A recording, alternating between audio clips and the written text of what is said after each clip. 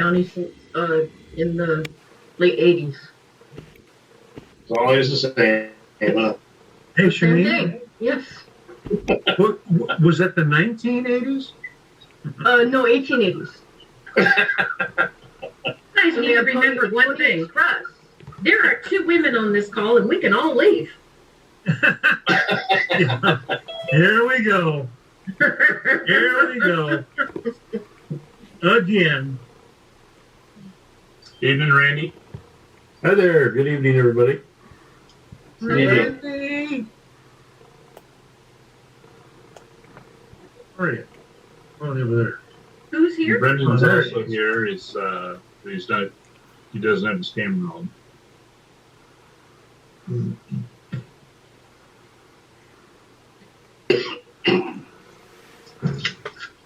This really is a better picture than what we had before, isn't it? I had to get a whole new computer, so I'm doing the real computer this time instead of the cell phone. Oh, yeah.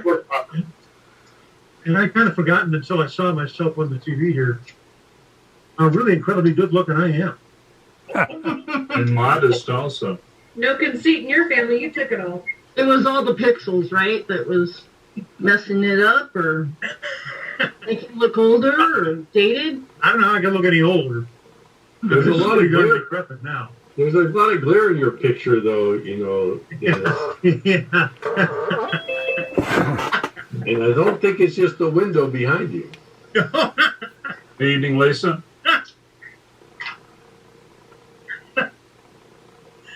Guilty. Is Lisa there? Yep, I'm she's here. here. She just popped in. Oh, gotta get over there. Oh, there she is. Okay.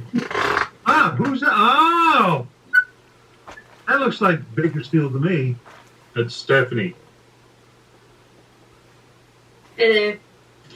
How do you pronounce your last name, Stephanie? Louis. Louis, okay. Rhymes with Louis. Like the knife. Yes. That's So mine. it's- Back to mine. I will have to say, as stable as the picture is tonight, it's the first time, I think, in 6 months that we've had this good of a reception. I'm showing. Who logged in? Kraft W? Yeah, Lieutenant Kraft is here. How are you, Bill? Pretty good. Lieutenant Kraft with where? Sheriff's office. Oh, okay. The one that was out to get you the other night. Do you forget already? Yeah. Jeez. We're going to have to talk to your wife. Take your driver's license away. This is green from all those red lights. Must be talking about the highway patrol. That can't be the sheriff's office. Yeah. Actually, we were. I live in Rosamond on Campbell Street, right by Sundance. And there were a bunch of your vehicles down at the end of my street. Not after me for a change. Kind of happy about that. Okay. I mean, this time. That we know Well, of. Dennis, Yeah. you sound like me now. Have no clue why they were there. Yeah. They must be looking for Lisa. That's all I can do. Hey, Hey, Lisa. I was She'd surrounded already by left. 4. I had 4 CHPs surround me today. All 4 of them. Well, quit buying them coffee and a burger I know. and It's fries. so funny that you know that. It was at the wayside. I pulled in and all 4 of them surrounded me. I was like, good morning, boys. You must have got a paycheck and you was buying lunch. But I And know I I'm didn't going to get get. it wash invite. dishes. I know I'm going to get in trouble for this, but I didn't know the Wayside served donuts. Ah, Okay, Bill, hang up on Like a Dennis. good old cop, Bill. But it's almost time for the meeting to start since so shh. Dennis's comedy act is getting a little thin. So, That's all it's going to be. Alrighty, why don't we go ahead and do our flag salute? I'm going to raise my camera up just a little bit so we can capture. Oh, that's handy. Ready? Ready? Yep. I pledge allegiance Allegiance to the to the flag flag of the United States of America Stands. One nation. Under God.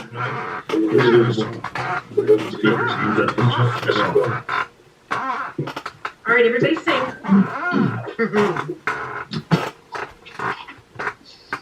Okay.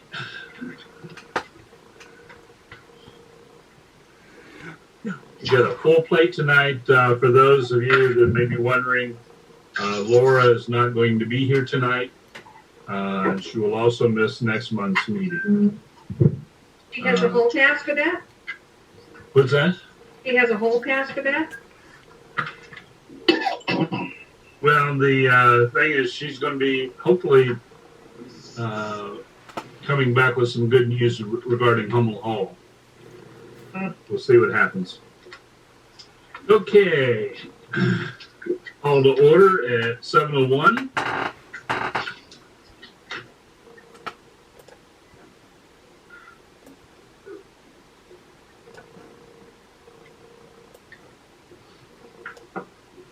Okay, roll call of officers. Vice Chairman Brendan Riley. Present. Secretary Donna Morris. Here. Director Tim Blakesley is excused. Director Lisa Sanchez. Here. Director Dennis Schockner. Here. Director Shanine McArdle. Present. Okay, and me. Who's me? Bill Parkman. Okay. Has everyone had an opportunity to look at the agenda? And is there someone ready to make a motion? I would like, I would move that we adopt it with the following change, that we move item number 12A up to directly after the public comment period. Okay, we can do that. I'll second the motion. Okay, all in favor? Aye. Any opposed? Alrighty. Oh,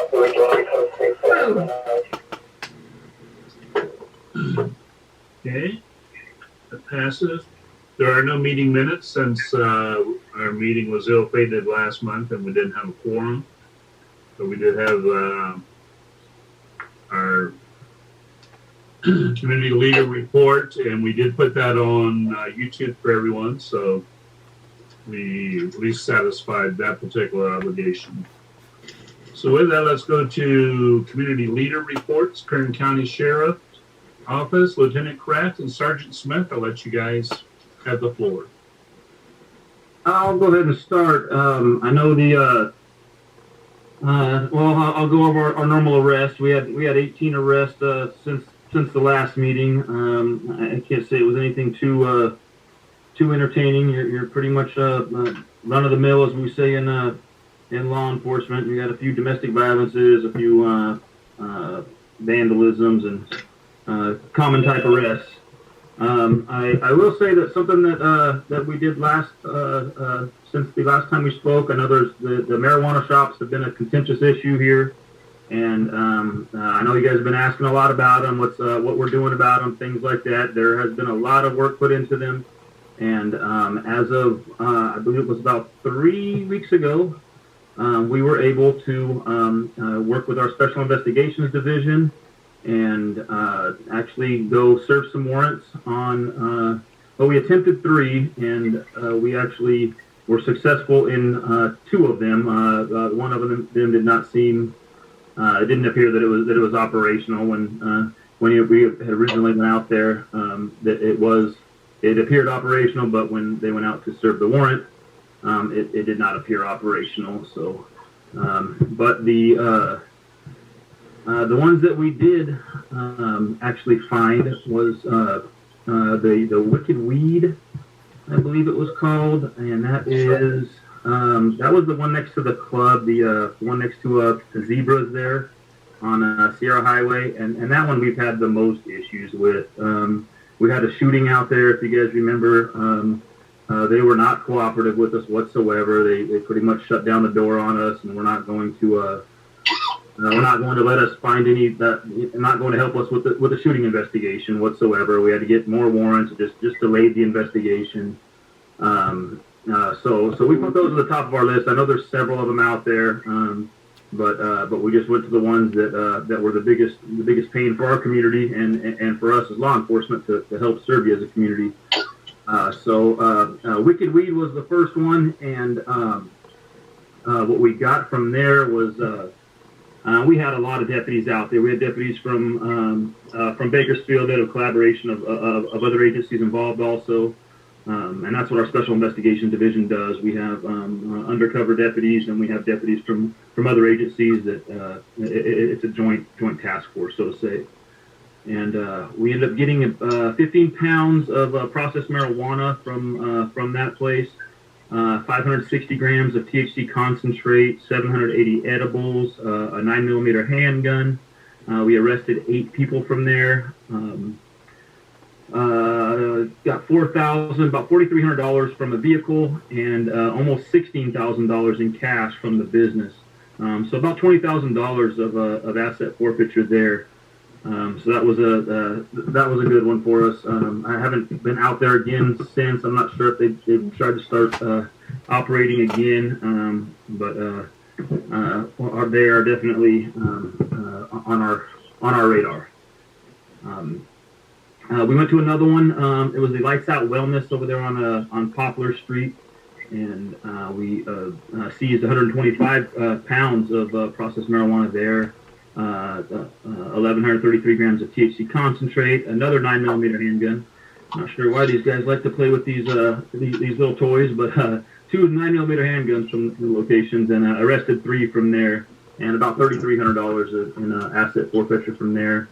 So a lot less money from the second location, but a lot more weed from the second location, being 155 pounds. So anyway, that was I've been telling you guys we're working on it. We're working on it. I know it sounds like a broken record, but because we get complaints on these things all the time, those come straight to me. And so anyway, we're working in with our Special Investigation Division. I think they did a good job, and we came out with it. I think it was successful. If there is more, if there is certain shops, you guys are what I put them at the top of our priority list. So when we're having issues with them, when we're having crimes committed there, it's not solely them operating without a permit. It's them, the calls for service that we're getting at these locations, robberies, whatever it is at these locations. If they're flying below the radar and they're not drawing our attention, they're not getting our attention. But these two did. So. Anyway, that's what I have to report. Marijuana shops and 18 arrests.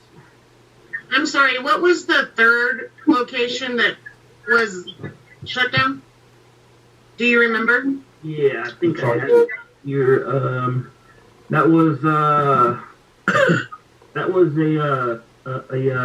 place on Diamond Street. On Diamond. Yes. Give me a second. I apologize. We did not do the Diamond Street. It was the one at 1315 Rosamond Boulevard. I don't have the name of it right here in front of me, but I provided these names. I actually went out myself. But 1315. Organic Health Solutions. They've been closed for quite a while. Okay. When I went out to them at some point, something had triggered me that I thought they were opened. I guess there was a vehicle out there, but it looked like it was boarded up and whatnot. So anyway, that one was kind of a bust. Good. Are we allowed to ask questions at this point? Sure. Okay, so if the citizens of Rosamond have spoken many times on shutting these things down, why are they not shut down? You served 2 out of 3, and yet we have a lot more. Why? Yes, these things they're not, it takes a lot of resources to get these. As I said, this was not just the sheriff's office, this was a joint collaboration. We had, we can't just send our deputies from Rosamond out there to do this stuff. Number one, we don't have any Rosamond sheriffs, so I totally get that, but you had a whole bunch there. You said that yourself. You had a bunch of people with you, so why are we only serving 3? Oh, wait a minute, you only served 2. Why are we not shutting them down? Yeah, we are shutting them down. We can only do so many at a time, though. These are deputies that serve the whole county. You got to understand, they have East Bakersfield has far more, and South Bakersfield has far more than Rosamond. They are all over. So for me to get them to collaborate and actually come over here, we have to prioritize and do work with what we have. But I'm not on their board. I'm on this board. Yeah, and this is what I ran on, and this will be my last term on this board because I will be moving out of state at some point. But I'm going to hold your feet to the fire. We have voted. Our town has voted. And every time I ask this question, I get, well, there's not a lot we can do right now. Well, we need to wait for this to happen. Well, we don't have any officers. Well, we have to contact so-and-so. Really? What do we got to do if we've already voted on it? What do we got to do to get more action to get our town cleaned up? Yeah, we simply can't shut them all down at once. We simply don't have the resources. I don't know how what else to tell you. That's the honest truth. We simply don't have the resources to shut them all down at once. You shut them down, and then the next day they're open, or whenever they're out of jail, 3 days later they're back open again. That's the state of California for you. I mean, and it wouldn't be surprised if some of these are already up and opening. That's why I said it. That's why I basically I prioritize them based on the complaints, the crime that we get out there. We can't shut every single one down at once. We simply can't. We don't have the resources for it. I'm even the ones that opened up after we had voted all these different times and everybody voted, no, we don't want them, and they opened up. For instance, the one that opened up in the old Century 21 office. They just decided to lease out their building and open it up as a pot shop. So it's okay that they can just move on in there and have an active business? Trust me, they took over the old sheriff's substation with a marijuana shop. I'm not I get happy that about one. that. That was before we voted, and I totally get that. And that one pissed me off as well. But this one in particular was well after the town voted to shut them down, and the owner of that property decided to lease to a pot shop. And we can't shut them down? We can't go after that person for leasing illegally or something? There's nothing we can do. There is one specifically, you specifically want us to go after. Like I said, we have to prioritize. We can't shut them all down at once. We simply can't. We will prioritize, and it's my call on which ones we go to. I didn't hear anything further about that one specifically that you're referring to. I looked up our calls for service and the crime at the actual locations, and that's what I based it off of. So if there is more others that are becoming more of a pain in our community, feel free to shoot me that information, and we will definitely look into it. You know, what I think I'm hearing is, yeah, it's bad. There are lots worse places out there. You got to get to them first. Yeah, it's a big county. Kern County is a very big county. And as much as I would like to take care of Kern and Mojave, of Rosamond and Mojave, this is my area. Trust me. I would love for them just to spend every day out with us, but I simply don't have the power to do that. Okay, so just a little information. Wicked Weed did open up the next day. They are a 24-hour drive-through, though. So that actually is a major safety issue. Mm-hmm. That's a major safety issue within our community because they have a 24-hour drive-through with armed guards outside. Wow, they can have an armed guard, but we can't get anyone to shut down. Go figure. It's an issue for me. And I'm a medical marijuana user, and it's an issue for me. You want them down? Our people voted. Let's take them away. I'm fully for it. But Wicked Weed is open 24 hours. That's a safety hazard when they're out there with guns and cars just drive in and drive out of the parking lot all night long. That's an issue. I mean, that's what happens when we arrest them. The state, they get let right back out. There's nothing more we can do about that. We can go back and arrest them again. We did arrest the security guards. I believe that's where we got the 9mm handguns from. Any leeway, everybody was there, went to jail, other than maybe a customer, I believe. But everybody that was operating there, whether you're guarding the place, whether you're working there, they went to jail. So, I wish I could say we're gonna shut them all down at once. But we just can't right now. I want more deputies on the street. I want to shut them all down. Trust me, I'm with you guys. We're on the same page here.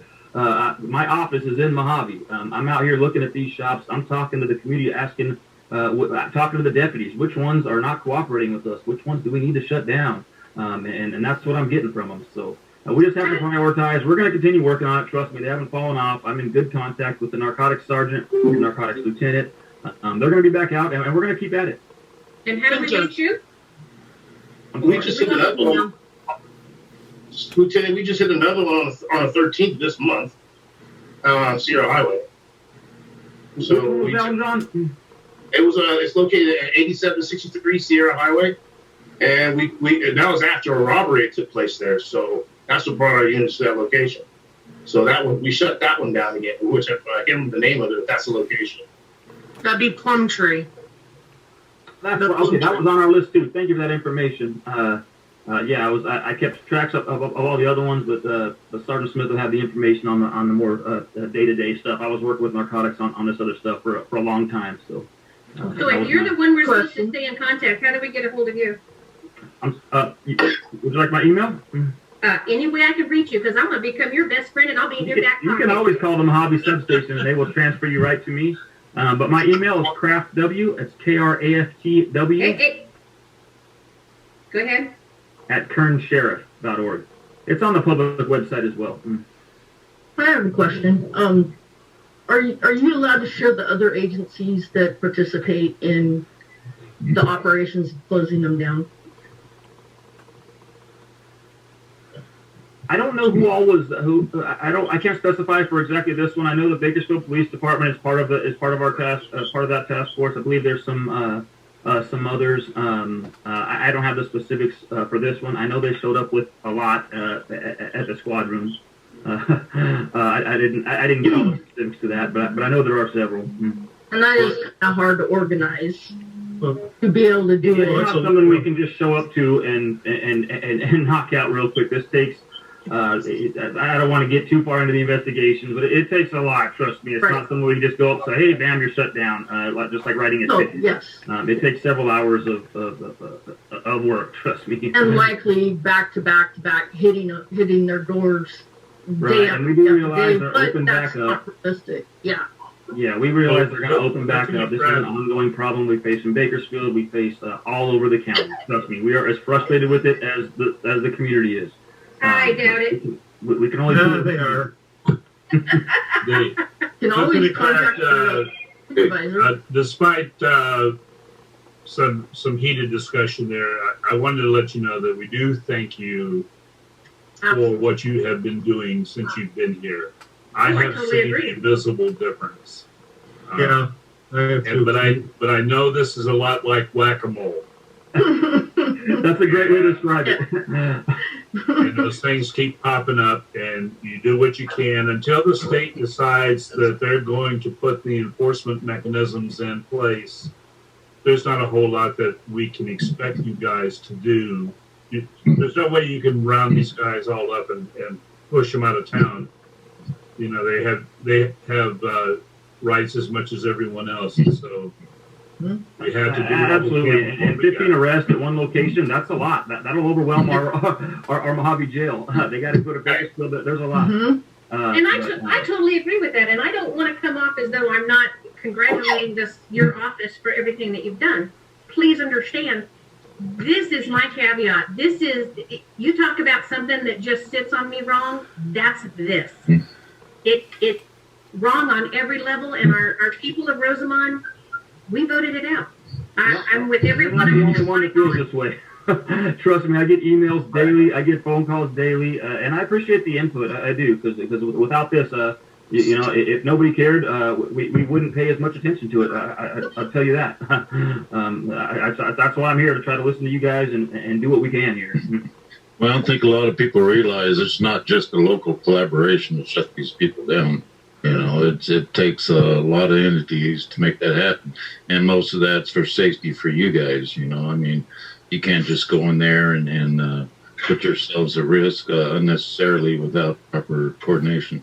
Absolutely, we got to hit these places from all angles. We got to do, like I said, I don't want to get into the investigation, but we got to do a lot to keep ourselves safe and everything else. But we have to remember we do live in California. I mean, I love this place, but I hate it at the same time. So we do live here, and that's what the voters have voted. Maybe not us, and maybe not anybody on this board or the citizens of Rosamond, but we have to comply with state law. Well, thank you for all your effort. Yeah, absolutely, and I didn't take anything the wrong way, Don. I appreciate all you guys' input. Thank you. And I do appreciate what you have done. Much appreciated. You have anything else to add, John Smith? No, I think to put it nicely, we are trying very hard to get for the people of Rosamond, and I've been here. I was here years ago, and just came back, and so I know it's a change. It's a drastic change, and we're going to do everything we can to keep making gains to make sure that the fine citizens in Rosamond don't have to have problems every single day with criminality. But we just up against we just don't have all the resources in place all the time. But we're trying. Are you going to get us more officers too? I love to. Hey, I couldn't leave you out. We'll just speak to the fire too, Donna. There was a time where we had a lot more. And I worked here before when I was brand new, and this would have been an issue back in 2000. And we could have pushed them out of town very easily. But the times have changed now, and we have to change with them. That's all. Constantly adapting, yes, sir.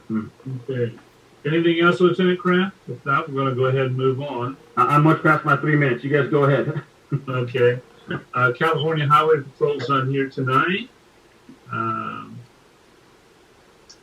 do want to talk about the California Assembly Representative. I got an email from Brandon Roque yesterday. We are losing him as Tom Lackey's rep to the RMAC.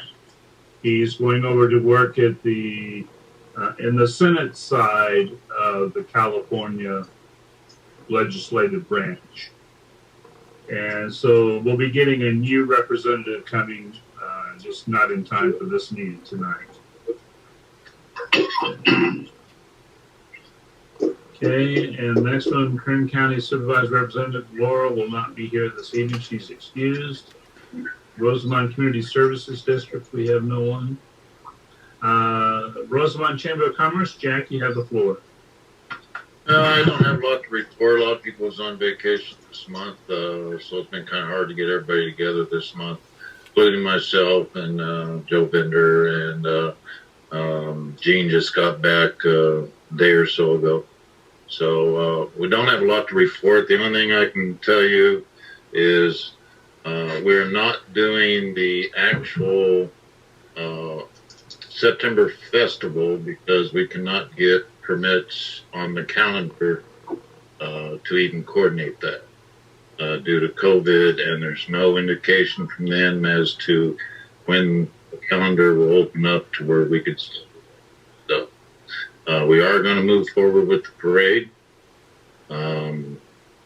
So we're just going to do the parade this year, and then next year, hopefully everything will be back to normal, and we can go full board on everything.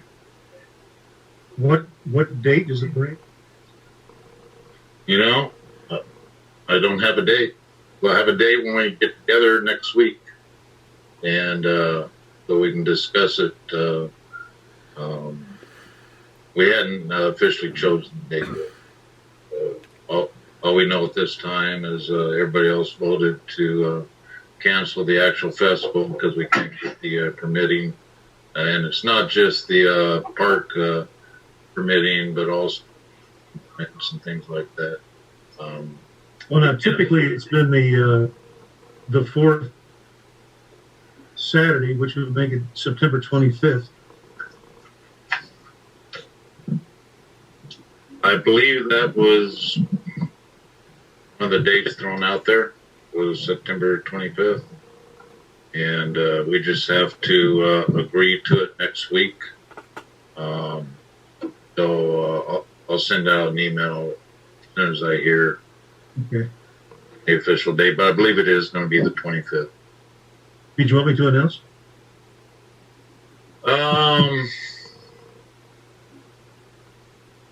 let's make it. It needs to be official next week. So, because we're having a board meeting next week. Now that Gene's back. And I'm going to give, if you want me to, I'll do it. If not, that's fine too. Whatever you want. yeah. Go ahead and announce the 25th. I'll just put it on the calendar as that. And If there's somebody else that wants to do, that's fine. But I'm happy to help. yeah, let's go ahead. And do the 20th. I'll just present that and tell them that's what they. I think he means the announcer of the parade, Jack. Oh yes, yes. I'm Yeah, sorry. that's what he. Yeah. Yeah, that's senior moment there. Yes, we want you. Please, thank you. I'm glad there was an interpreter. You got it. Like I got said, you. that was a senior moment, man. I got my hair cut, so just for this. Once I got my hair cut, my brains went with it, So, Okay, anything else, Jack?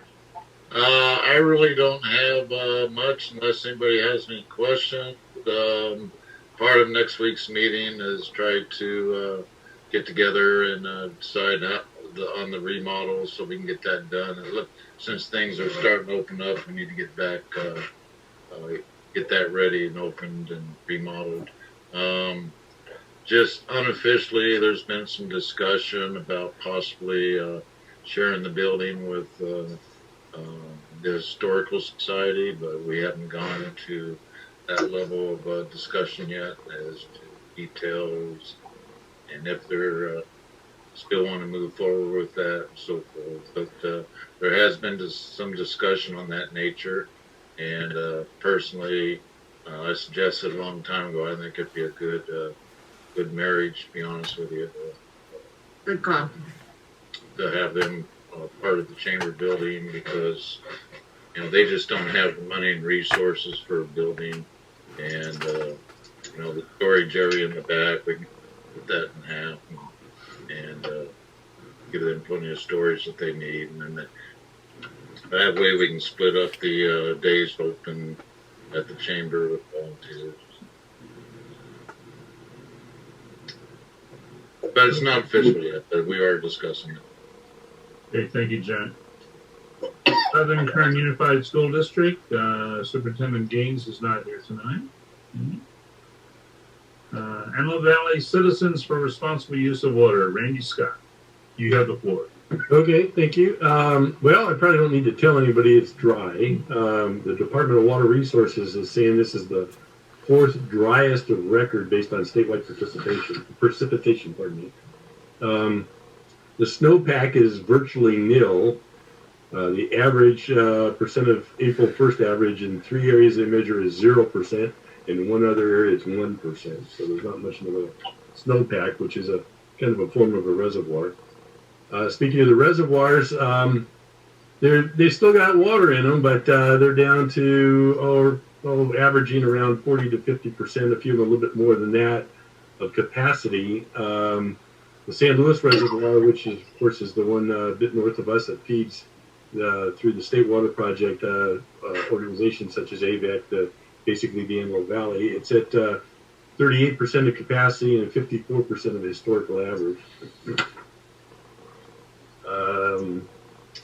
One of the things mentioning reservoirs, another consequence of that people don't generally think about is the hydroelectric power that we generate from those reservoirs. On top of it being hot, we do get power out of those reservoirs, and with them being so low, we may not get as much power out of them this year. And so that could add to the, if you will, strain on the electrical system, especially when we get hot days like we've got today.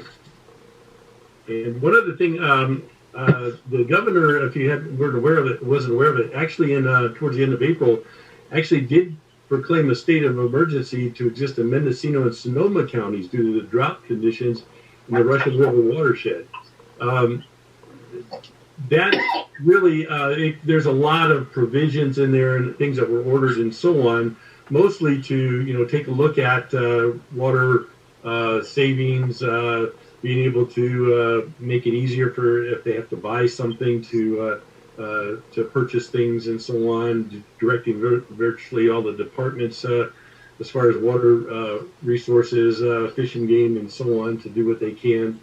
But the efforts that they are recommending be put forth are not necessarily limited to Mendocino and Sonoma County. So there may be some helpful things. There may be some things that that they'll have to enact or something throughout the rest of the state to also help. But so far, that's just limited as an emergency to those two counties. The Department of Water Resources allocation, such as to the state water contractors such as AVEC and Little Rock and Palmdale Water District, is still at 5%. Doesn't probably look like it's going to go higher than that. Those districts are not proclaiming that that's going to be dire consequences, because they actually have been banking a lot of water. So what we'll probably see is more drawdown, more usage of well water and so on, as there's relatively little water is going to be coming out of the aqueduct, out of the state water project. The truth, if you will, from the standpoint that water levels don't seem to be appreciably going down, as far as people having both banked water, saved water, and whatever it might be. So that's kind of a good news thing, like I say, although it's not an official proclamation. Unless there's any questions, that's basically all I've got.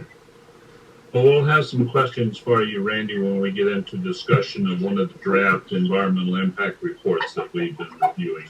Okay.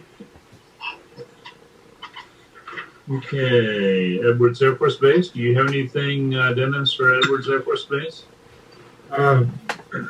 No? Okay. Stephanie, would you like to say anything? I don't have anything to report. Okay.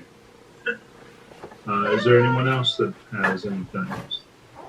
John, I know that you got feedback on your microphones, but is there something you need to, or that you want to let us know about?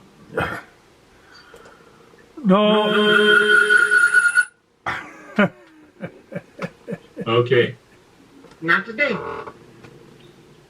Sorry, Donna.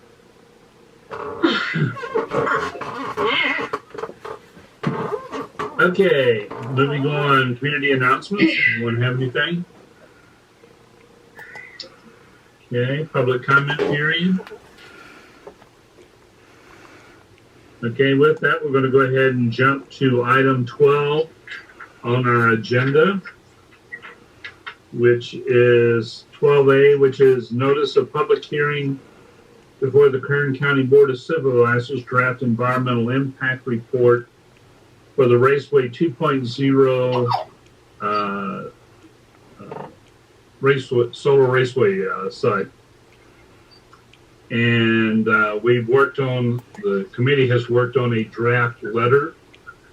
And what I would like to do is read this to everyone, and then we can discuss it a little bit. And if there's some changes that anyone feels that we need to make, we can certainly entertain that. What I would like to do is to get ourselves in a position where we can vote on this tonight and have it on planning's desk tomorrow morning.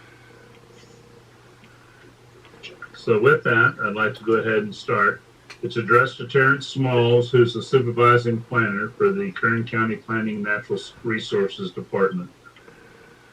Dear Mr. Smalls, this letter of position is provided relative to the Raceway 2.0 solar draft environmental impact report that we discussed with you the afternoon of May 27, 2021 at the Kern County Administrative Center. This letter also provides our comments relative to the DEIR that our council committed to reviewing and commenting on as expeditiously as possible. The bottom line up front is that, based on comments relayed to our council by residents in the area surrounding the proposed project, we are in general opposed to large-scale solar energy projects east of 90th Street West between Avenue A and Rosamond Boulevard. RMAC's primary goal is to do whatever we can to help make Rosamond a better place to live and work. These projects do not do that. How is the quality of life in Rosamond and Willow Springs better if property values decrease for residents who live near the project areas, clouds of fugitive dust, probably containing valley fever spores, rise from the solar fields and negatively impact air quality in Rosamond and Edwards Air Force Base by increasing the levels of PM10. And for those that are not familiar, PM10 means particulate matter in excess of 10 microns. Growth of our community is hampered by a wall of solar panels a mile or more wide running from Avenue A to Rosamond Boulevard. Rose easements that are vacated, limiting access from one side of the community to the other. We do not see any benefits for the homeowners near the solar fields, only negative consequences for all except those who want to lease their property to the company developing these fields. The council is very disappointed that the draft EIR has not taken into consideration points raised by our community during meetings in 2018 and 2019. Perhaps this is because the year 2020 was lost due to the pandemic that affected our country and in particular Kern County. The council met with members of the community on September 20th, 2018 and November 15th, 2018. On December 20th, 2018, Lorelei Oviatt, the director of the Kern County Planning and Natural Resources Department, met with the community. At that time, Director Oviatt advised the community that comments regarding the project must wait until the issuance of this draft EIR. Concerns of the community raised at these various meetings included permanent road vacations, devaluation of property, valley fever, fugitive dust, erosion control, and flooding. In addition, Directors Parkman and Schaffner met with Director Oviatt at the planning office in 2019 to discuss whether there was a map that illustrated the overall planned solar development in southeast Kern County.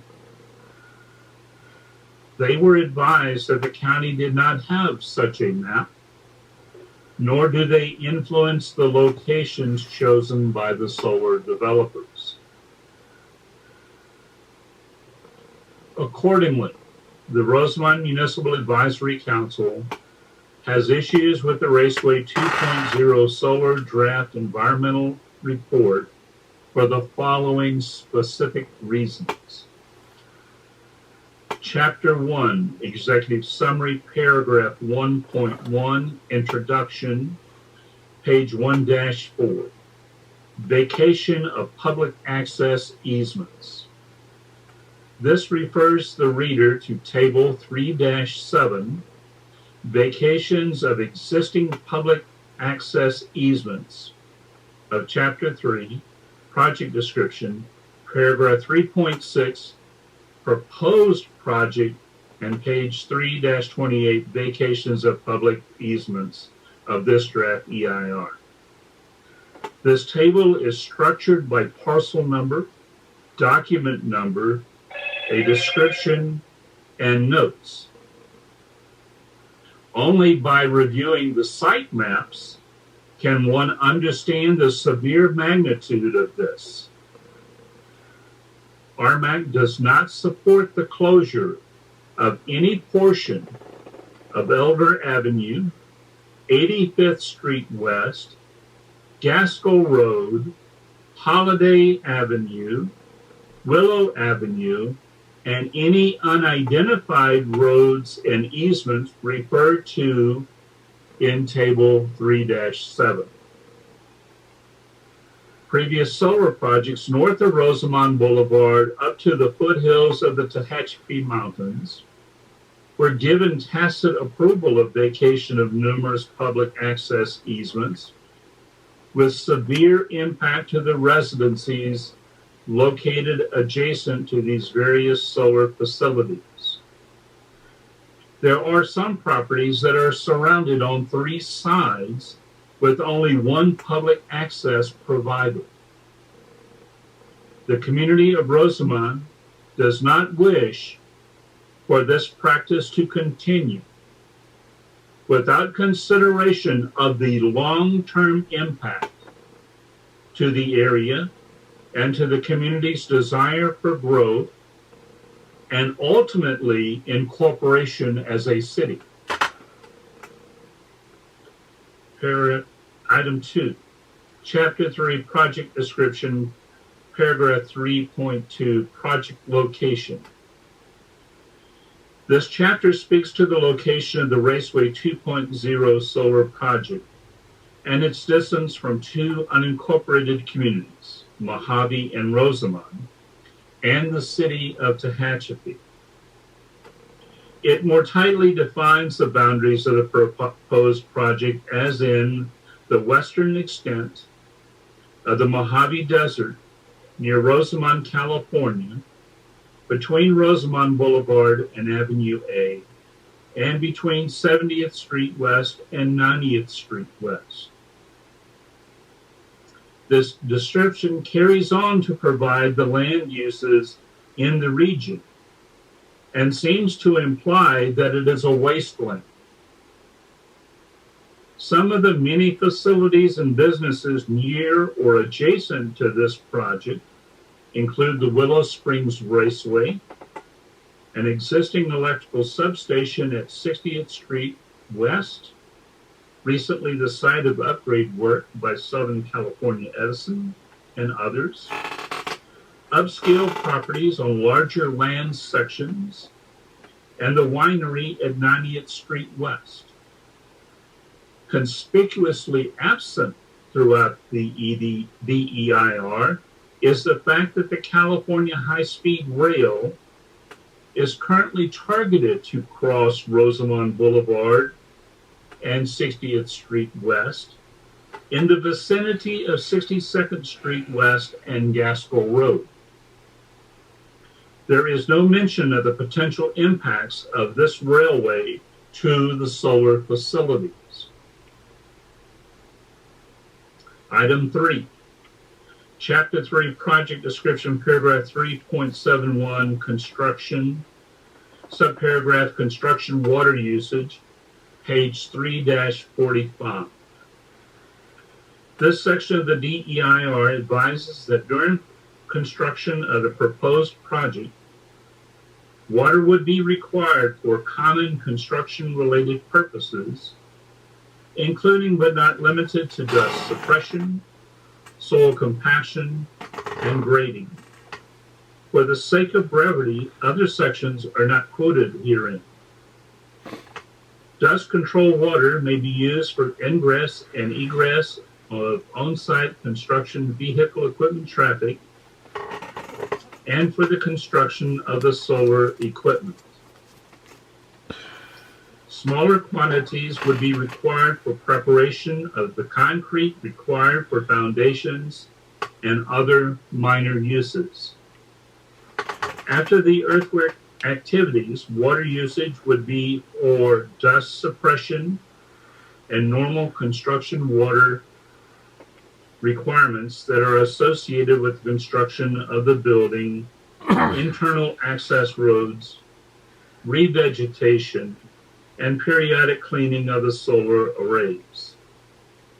A sanitary water supply would not be required during construction because restroom facilities would be provided as portable units to be serviced by licensed providers.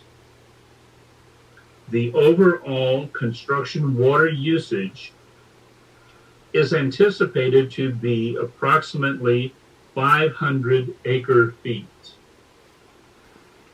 And the computation that I pulled from a website says that that is 162.9 million gallons of water.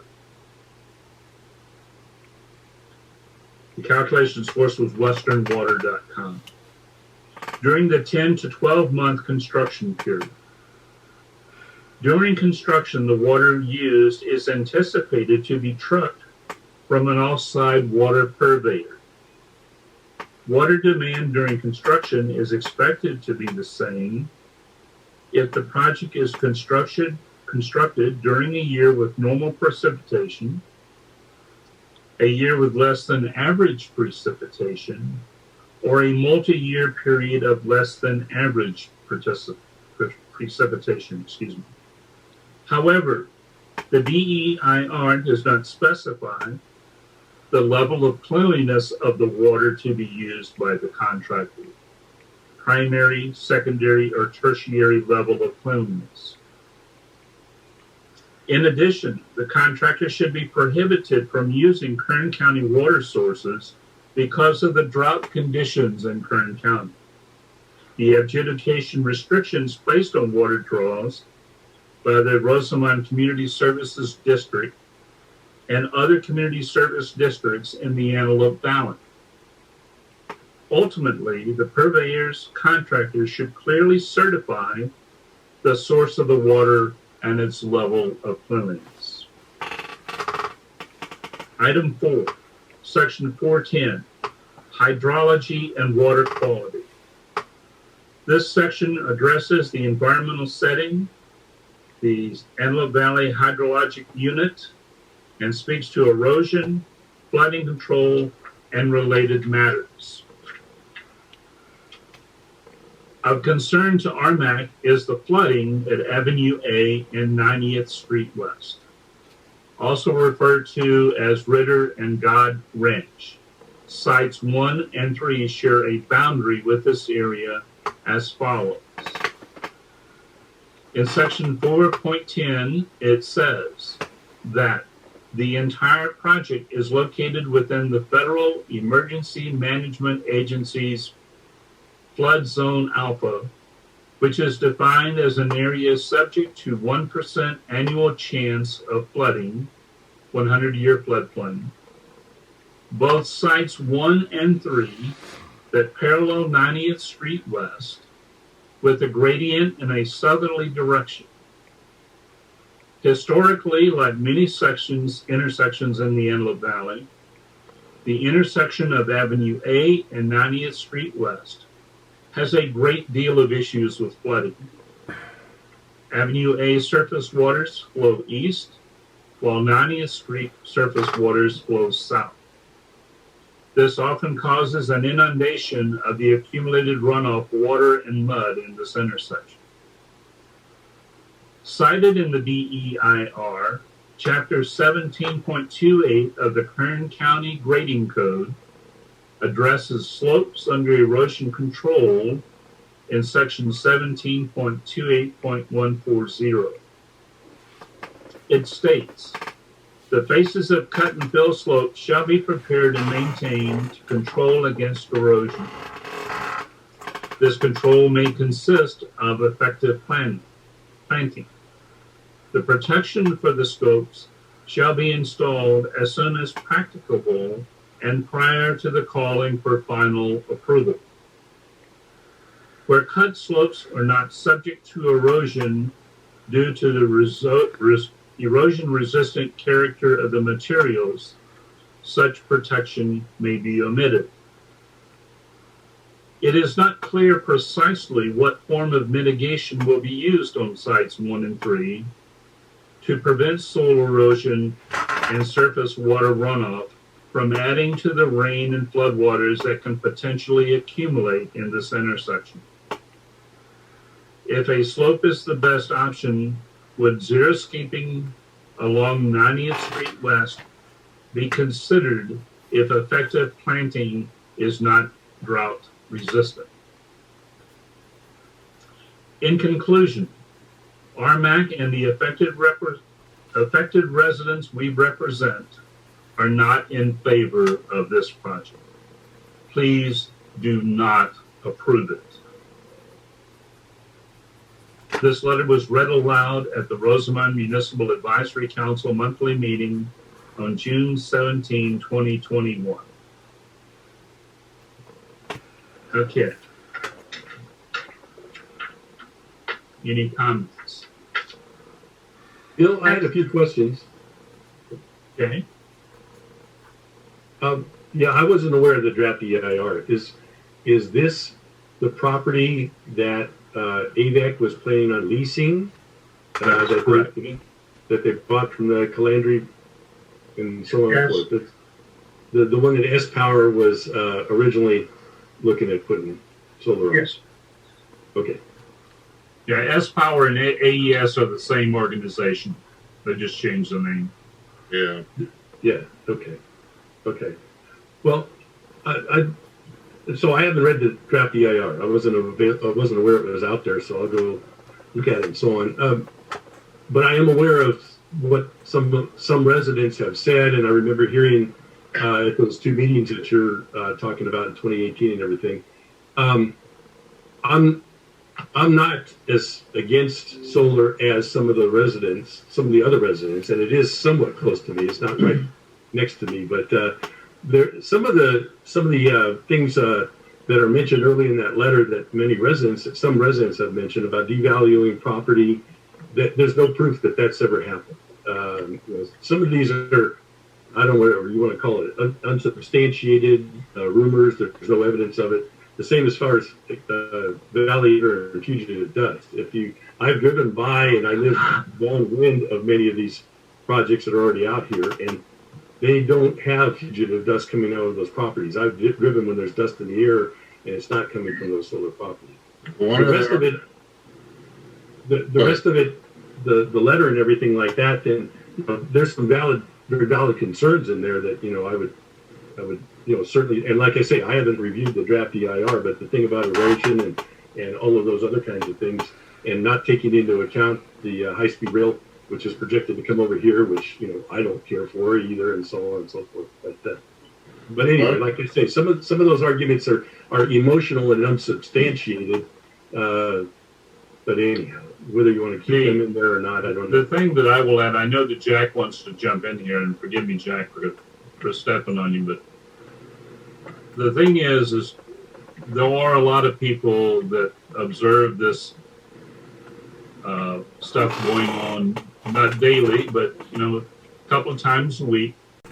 That dirt lifts, and one particular person I spoke with talked about the fields that are northwest of his property, and he lives north of Rosamond Boulevard, and he said it would choke anyone with the amount of dust that comes from that area when the winds pick up. Well, I've driven out Avenue A, and there's a lot of them on both sides of Avenue A, and I've driven out there where there's a lot of dust coming from southwest of me and so on, and they're not coming from those properties. They have some vegetation on those properties and so on. It's really not coming from those solar properties. But I can't speak for somebody that lives at North Rosamond Boulevard. But anyway, like I say, some of those things I understand what some of the people have said, but it's somewhat unsubstantiated. Whether or not you want to put those kinds of things about devaluing property and so on, there's no evidence of that from any. I've asked many times. There's no evidence of that from any solar. Well, regardless of whether there's evidence or not, that's the perception of those folks, and they wanted us to bring that forward. And as you know, perception is reality.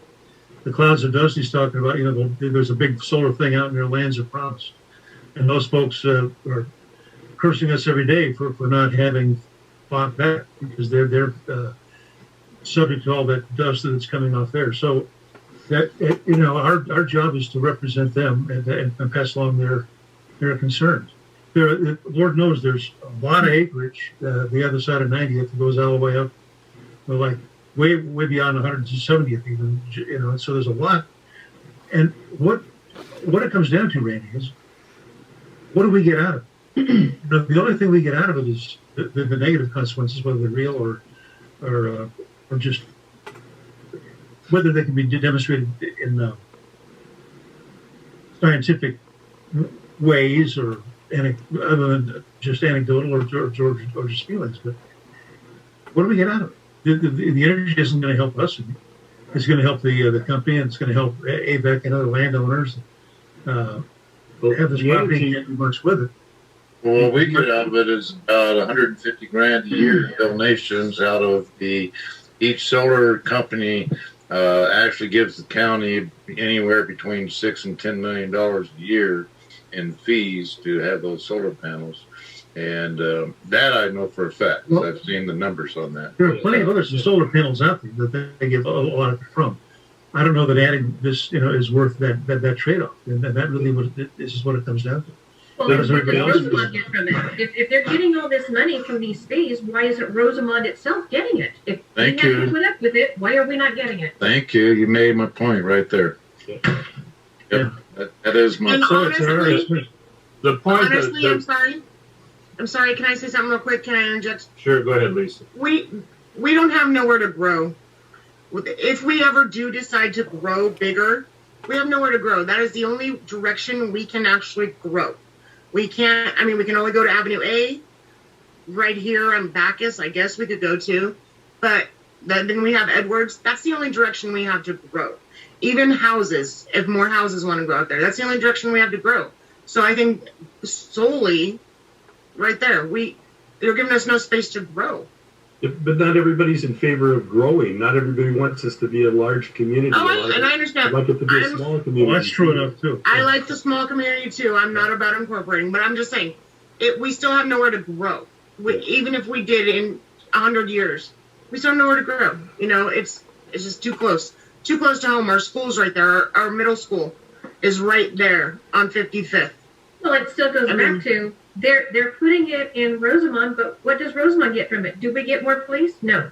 Do we get more for our schools? No. Do we get something else for our kids? No.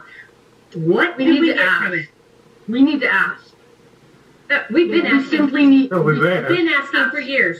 Well, no, here's the problem. Randy, the sole thing that we're trying to do with this, we're trying to draw a line in the sand.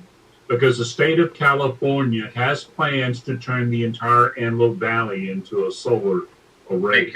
Thank you. That's what I was trying to say. I've been in meetings in the past. I've asked questions about the dust and so forth.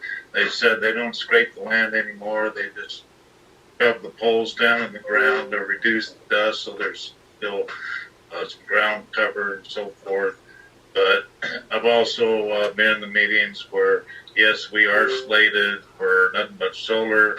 And if nobody goes to the county meetings and stands up and puts a line in the dirt, you're exactly right. This town is just going to be nothing but solar all the way around it. And Randy, I think that's what we're trying to avoid. Well, I think expressing the concerns and saying that the draft EIR has to address those concerns is very appropriate. There's a lot of concerns. If the draft EIR doesn't address them, then there's no way to comment on them one way or the other as far as saying they're going to mitigate. How are they going to mitigate some of the things that you're saying and so on? And they need to answer questions relative to economic impacts and hydrology and erosion and so on and so forth. I agree with the draft EIR needs to address those kinds of things.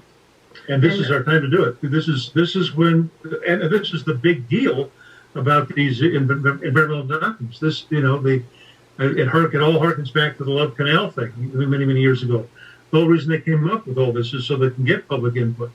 And so, by golly, we're going to put it in. What bothers me is that this apparently is going before the Board of Supervisors, having gone by the Planning Commission already. Apparently, I was under the impression that it hadn't gone to the Planning Commission yet. But apparently, I'm beginning to think that maybe that's the case. Yeah, but we have something to clear up with a gentleman that told us at the May 27th meeting that meeting was not happening. You mean we got trash can service on that? Sorry? They notified us that it was going to be at a certain date, and then they had it anyway. Well, I'm not what sure. happened, we got there, they wouldn't let us in. They said, no, you can't come in, you know, we're still closed and this and that. Well, And then we and- were and told the that, stalls well, was we're not going to do anything because we're not ready. So And we I even okay, said they fine. were. So we said, okay, fine. Well, can I say And- something about? And then they said it's going to move and it'll be sometime around the 24th of June. It turned out to be June 22nd. And then when I got the new notice, it doesn't even talk about the Planning Commission. It talks about presentation of it to the Board of Supervisors. Well, this has Yeah. been planned for several Agree. years out there. I mean, I am kind of doubtful, since it has been planned for several years, to put it out there. And there's ranchers that are selling the Goatee Ranch. They've been selling their ranches because of the water issue here. And Lisa, if I like your point, that was your point about the only place to grow is that area, right? Even And for houses. I think, although we don't have builders competing, there's no competing interest for that land right now, and those solar fields are not permanent. And eventually, let's say 30 years, if they decide that it's not going to work out and they want to decommission all of it, and we have had some places decommissioned, that could leave room for growth there. But I think that we should put more emphasis in the letter that we're doing as to that area. That's another reason why we need to talk about the vacations right now, because let's say that in 2030 they discover that this is not going to work. Right. You give up all those easements, Right. you'll never If get them there's- back without having to pay for them. That's right. That's where the money Yeah. comes into play. They'll Right. say, "Oh, you want it back? Oh, well, you know." And I just, I've had property out at 140th north of Rosamond Boulevard. I'm a property owner out there, as well as Avenue A and 90th. And so north of Rosamond Boulevard, a lot of it's just surrounded. And I'm not completely opposed to the solar projects. But I think some of the dust issues that were discussed likely could have been the roads. If they don't have, the roads that the workforce is going down, because it's all dirt roads.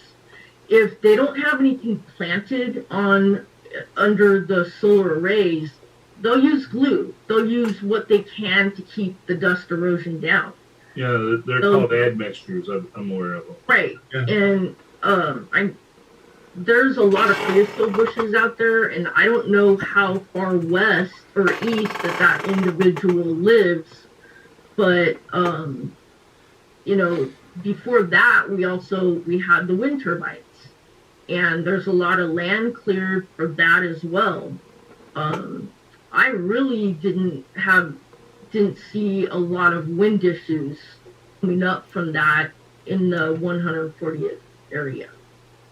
Or even east of that, other than when the traffic was heading down the dirt roads. And even then, they took it upon themselves to do the county maintained roads. The county put maintaining it themselves, and the solar companies did. And then they maintained the dirt areas that were, the county only goes up so far, and they maintain those dirts. They even actually kind of improved them. So, I'm not. Do you remember, Randy, that committee that I was on for several years, a grant committee with the Air Pollution Control District of Kern? It was for East Kern, and the idea, and all of us that register a vehicle pay a little into this pot of money, and they award grants to do projects to reduce dust and PM10 and other air pollution because we're in non-attainment. and Edwards was not allowed to grow the mission. I'm not sure if that policy is still in force, although I think it is, because we were in a non-attainment area, even though it was air pollution that was transported down through the Central Valley to us. But we were awarding money to various entities for various projects to clean the air up. Now here they are talking about disturbing a lot of land. If it would be wonderful if these solar projects, when they went in, controlled the dust at the same time. That would be, but they don't. They don't maintain it. They do from the standpoint they need to, otherwise the panels get dirty. But anyway, let me suggest something.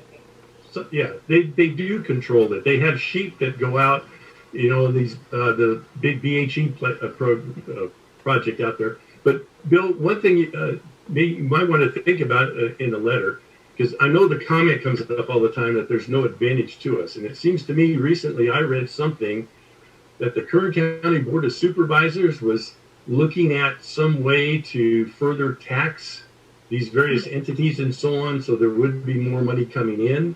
It might be worthwhile putting something in the letter relative to, in effect, more tactfully, but what's in it for us, kind of a thing, from the standpoint that we want to encourage the county looking at ways of making these projects an advantage to the community and so on.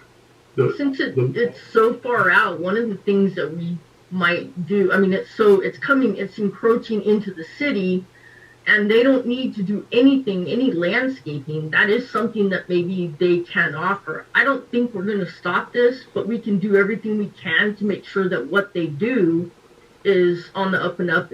If not, something that maybe talk to them about planting trees on the outer area. And that could be something that helps the air quality. One of the things you need to take into consideration, though, if this is the Calandry property that AVEC bought, AVEC owns the property, okay? And they've been looking at, they bought it for the purpose of doing water banking, which we've been fighting them, or we fought them for about 15 years, and basically got them turned around on that because there's clay about 4 feet down, and water banking was not going to work. It was going to flood all of our areas. It was going to flood all the various systems and everything like that. So they have been, leasing it out for a little while to farmers and so on. And then the power company came and, proposed to them. And by the way, they bought it for an outrageous price using our tax money. So when the solar companies came to them a few years ago about potentially leasing this property, they would actually, on a 40-year lease, earn back more than what the outrageous amount they paid for it. And so we as taxpayers would benefit from that, if you will, from that standpoint. Because by the way, I don't know if you realize it, but every property owner in the Antelope Valley pays into AVEC. If you look at your property tax bill, you pay a couple $100 a year on AVEC and so on. But so from that standpoint, that doesn't minimize any of those concerns in that draft EIR. But the other thing that I've also looked at is, well, what else would AVEC do with this property? Okay, because they own about almost all of the 1,500 acres. If they didn't put solar on there, okay, would they look at water banking again? God, I hope not. That doesn't mean they never would. And what else would be, potential on here? Selling it to developers, selling it to somebody. The alternatives to solar on that property are not very good as far as I'm concerned. So that was one other aspect of that needs to be taken into account. That doesn't change the letter, doesn't change any of the concerns in the draft EIR. I just want to let folks know that that's a major concern. What would AVEC do with that property if, they didn't didn't allow the solar leasing to go on there? Do we know for sure that is the Calandry Farm area? Yes. So that's what I was asking. If it's the same property that was being talked about 2 years ago and so on, yes. That's the same. Directly across from Willow Springs Waste. Yeah. When they came and there's a harder farm as we asked that question, and they said yes. But it's not exclusively theirs. There are other landowners as well, but it's mainly there. Yeah. Okay. They bought about almost 1,500 acres, and there's the last time I looked at, I haven't looked at this draft EIR, but the last time I looked at the plan that the solar company had was basically all of that property and a little bit more further west. But I have a disc with all that information on it. If you want to, you and I get together tomorrow, I can give it to you. then you can review it. So, kind Bill, of support- are we at the point where we can take a vote or take a motion Well, to? It would seem appropriate to me now, Bill, that are there any proposed additions or corrections to the letter that anybody wants to propose? The only thing I proposed was that, Thank like I say, that you put in something relative to, we see no benefit, or however you want to phrase it, and we would like to better understand what benefit this would be, to the local community, such as, Kern County increasing tax revenue or whatever it might be. But, there might be a phrase or something like that that you might. Well, I put in, I wrote the part of this, and I said, we do not see any benefits for the homeowners to the solar fields with negative consequences. I was hoping that would encompass that. If there are some hidden benefits we're not aware of, tell us about it. And I suppose we could add that in. You might even add, or we could say we don't see any benefits to the homeowners or any of the residents in Rosamond. I'll tell you how I see it. Is I'll be dead and long gone when this whole thing eventually. Not if we have anything to say about it. Solar fields. If we don't get water in this valley, okay, the Antelope Valley is going to dry up and blow away. What does the solar fields do for us? It doesn't put any money in anybody's pockets. I haven't met a person yet in Rosamond who works on the solar fields. I've heard that there's people, but every truck I've seen that comes in and out of those places has got out-of-state plates on. But they only work, the people at Rosamond, when they hire from us, they only work there a few months. They're only there for the large portion of the install, and then they go away. They're at times offered positions if you travel with the company, but that's not guaranteed. You're only there for a few months. Again, what do we do? Yeah. I was kind of hoping There was, sorry. I was kind of hoping that they'd engineer a way to funnel all that dust to Randy Street, quite frankly. But well, I get dust, and I go looking for where it's coming from. So, Bill, at this point, are we waiting for a motion to either accept the letter as it stands, or to make changes, or what are we waiting for? That's what we have to do. Number one, we have to discuss the thing to determine how everyone feels. If there's something that's glaringly bad about the letter, well, I will make a motion to. I've heard a lot of people talk about valley fever. I had a priest at my church come down with valley fever, and he eventually died from it. I don't know if he had any corresponding collateral issues or not. Wait.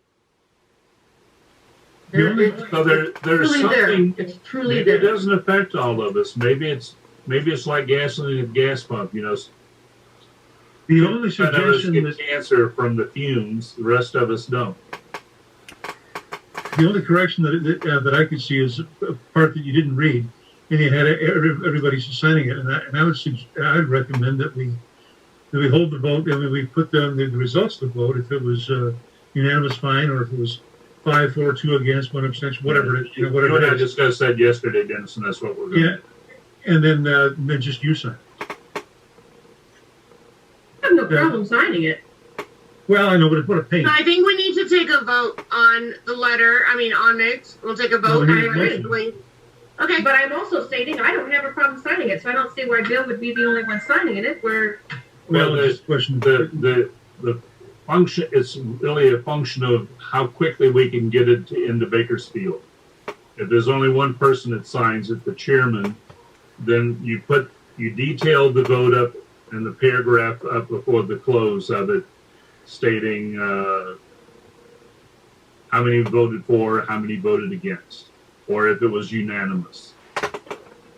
I'm hoping for a unanimous vote, but we all have different opinions. And then we are missing the guy. I would move that we accept the letter as written, with the exception of just having the chairman sign it. I'll second that motion. Okay. Is there any further discussion? Hearing none, all in favor? Aye. I Any opposed? This is Brennan. I'd like to abstain. You wish to abstain? Okay. And there's nothing wrong with the letter. I just was not given enough time to do enough due diligence on the environmental report. And then this letter came out this afternoon. I haven't had a chance to digest it yet. Okay then. Alrighty. So all in favor except for one abstention and then one excused absence. Right. Okay. Now, What's next? what's next is what I was talking to you about before the meeting, Dennis, about the two other letters that we have. And what I want to do is really, I just want to talk about them, make you aware of them. This one is a notice of public hearing before the Board of Supervisors. And this is for the Gettysburg Solar Farm.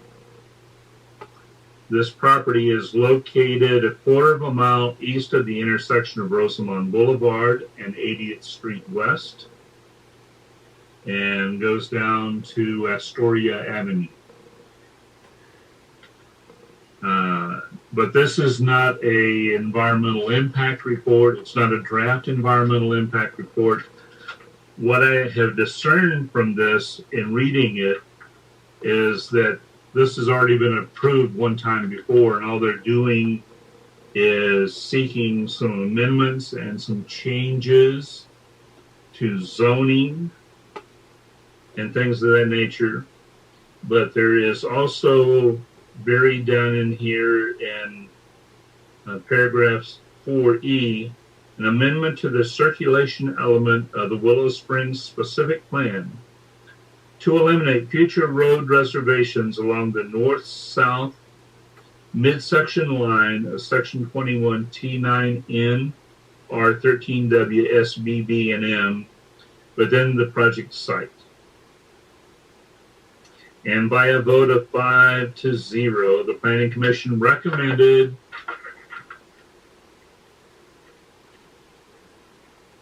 the Board of Supervisors adopt Section 15091 findings of fact and Section 15093 statement of overriding considerations. Bill, could you say that where that project is again, please? This project is located 1/4 of a mile east of the intersection of Rosamond Boulevard and 80th Street West. So it falls within the same area that we were talking about with the other one. So it's still below, it's south of Rosamond Boulevard. Yeah, still south of the boulevard. But this one kind of sits where the other one kind of goes up to Astoria. This one takes over from Astoria and goes on up to Rosamond Boulevard. But it's only a small substation. It's not really Above the big. Tapia farm. The only real issue I have with this thing is, again, because it's building within what we believe is land that is reserved for the community of Rosamond from 70th to 90th Street. We don't want these plants there in that area. I don't know if we can have any impact by writing a letter to this, but I wanted to make you aware of it. You probably, I would think that the next step would be, now that we're going to do this and present it and get it to Smalls and Zach's office and all that quickly, is to then tack on and say, wait a minute, it's kind of hypocritical to be against this and then for this other one.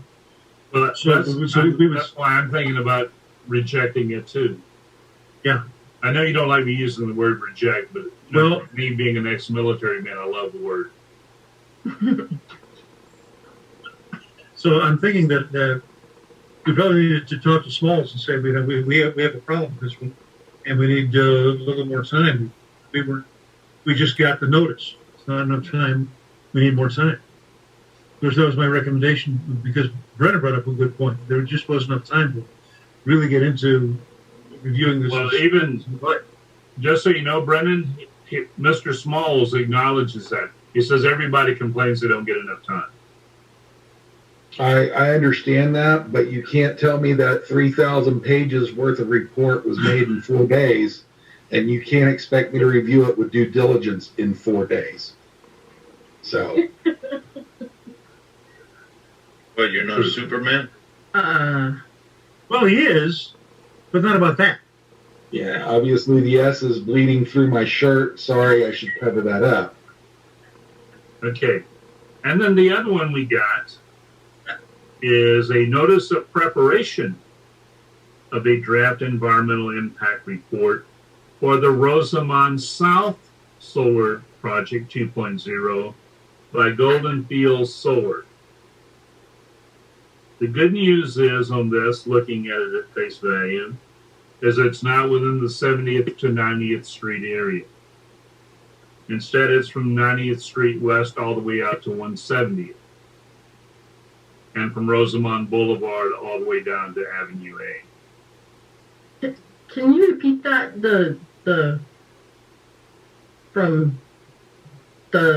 I'll read the exact phrase here. The proposed project site is located in the Mojave Desert within the unincorporated Kern County. This is funny. Bounded by Rosamond Boulevard to the north, 90th Street to the east, West Avenue A to the south, and 170th Street west to the west. That's all the rest of it. Yeah. Yeah. Covers all the rest. That's it. Wow. Now this one's a lot smaller than the others. This is only about Oh, big time reading, huh? a quarter of an inch. Oh yeah, quarter of an inch. Well, that's a notice to prepare a draft EIR. Right. Yeah, the notice of preparation though is available for comment, because you can comment on the things that you want the draft EIR to cover. Yeah. And so it's still appropriate to make comments, but say this is what we want in the draft EIR. These are the topics it ought to cover.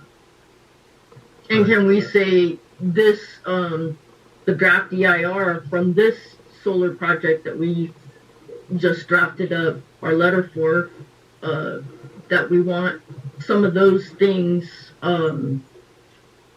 addressed beforehand? Yeah, we need to get hold of it.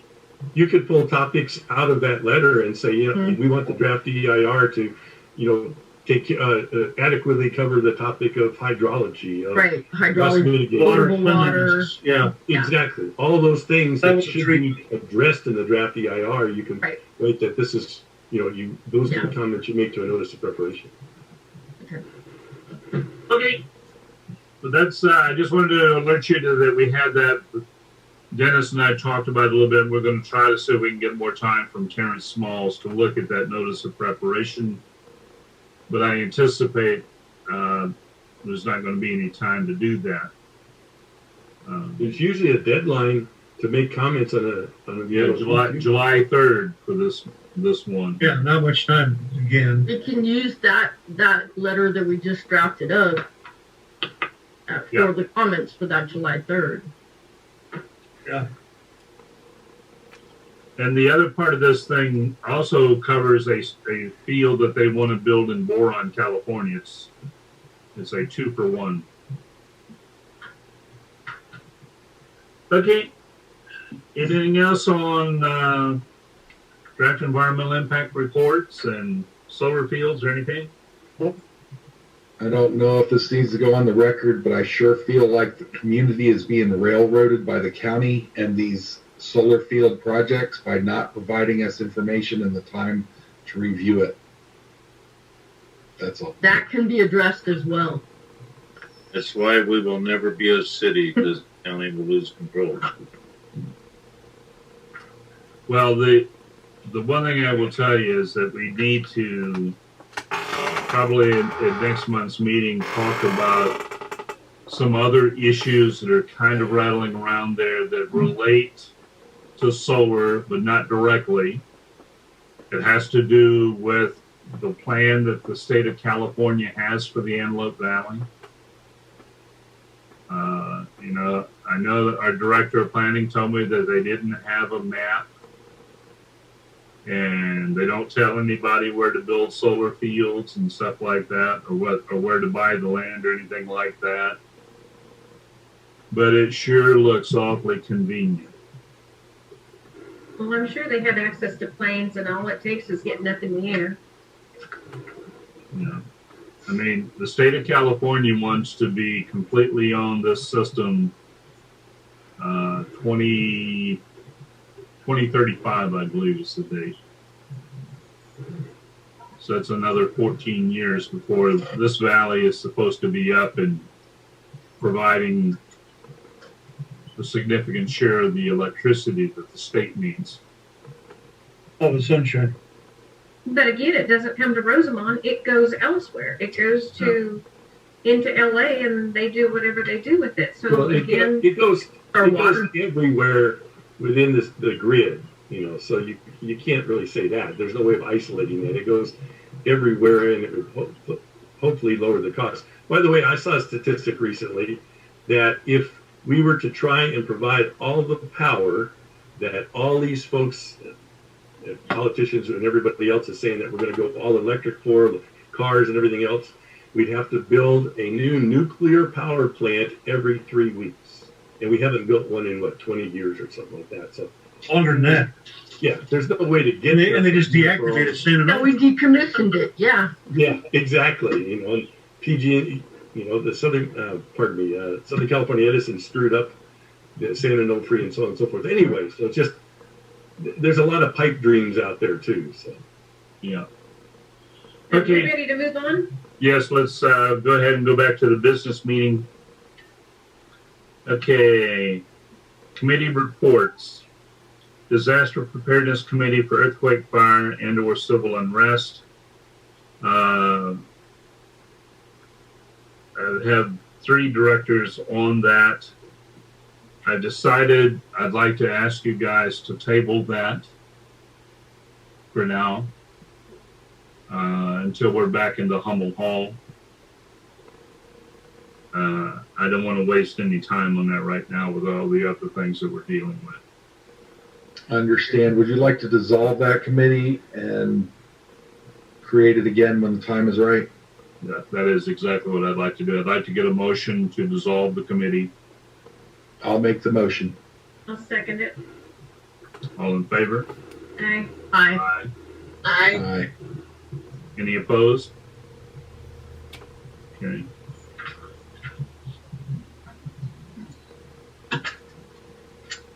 Okay. Committee on Adjustment of RMAC Boundaries. Stephanie, this subject sure, every time I turn around, I step in a new mud hole on this thing. When I look at these EIRs that come out and how they've got things divided up, Willow Springs is responsible for a lot of the community of Rosamond. Oh, damn it. Well, the way that Lorelei expressed it to me many years ago was, you know, there are different specific plans, and the Willow Springs specific plan is part of our responsibility. It isn't just Rosamond. Oh, So- I understand that part of it, but why is the section south of Rosamond Boulevard in the Willow Springs specific plan? It does not make any sense. It was an arbitrary It decision. was planned that way by Lorelei a long time ago. Yeah. So we should have access to both those plans. Is what it is. And I haven't, So that's- we haven't got. That's a letter that we're going to be sending out to do that. Yep. So anyway, we had that. Stephanie, you were checking, you said you had talked to some people in elections regarding what the boundaries were for Rosamond. I spoke to, can you hear me? Sorry. Yeah. Great. Yeah, I spoke to our legislative analyst, and he pulled up what was available from, because Rosamond is a census designated place. I believe that's the legal definition of Rosamond. And so what I tried to do is pull up the census data to show exactly what boundaries are used right now. That data and your actual population is not yet available. Everything's been delayed because of COVID, the 2020 census. So we're still waiting on that. It's not likely to come out before fall because that comes from essentially the federal government. So that's a bit of a roadblock. But what we did find was some old data, and what I sent over to you earlier, Bill, was kind of a circular document trail that essentially said RMAC wrote the original boundaries to Rosamond.